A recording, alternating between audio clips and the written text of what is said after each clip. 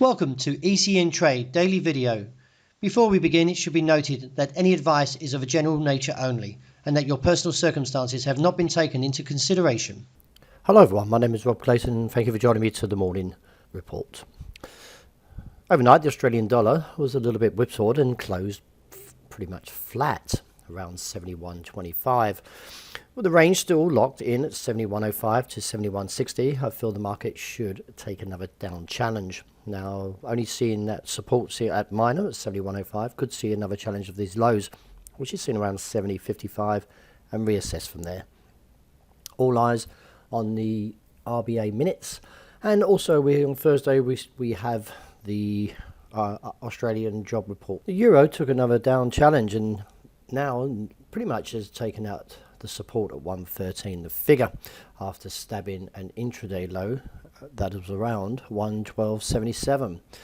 I would like a little bit more confirmation from the MACD to support the bias to the downside further, that is, towards the region of 112.15.25. Nevertheless, with the US dollar recovering somewhat above 96, the market is destined for the euro to challenge this downside and therefore look towards this bottom side, roughly around, as I mentioned, 112.15.25, and reassess from there.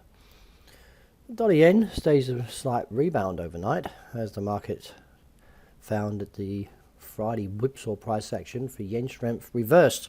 Nevertheless, I still feel from a technical point the indicators have buckled, and therefore I do expect to see a move down towards the support region of 115.35 as minor, and then 114.70. Sterling still relatively weak and still destined for the down challenge, that is towards 134.60 as a short-term target. Any renewed strength should find the bears once again present around that 136 level. Kiwi yen still posing a threat towards this 4-month trend line. Now, I believe the market will eventually take it out and therefore would expose further risk and give an objective to around 2.0070.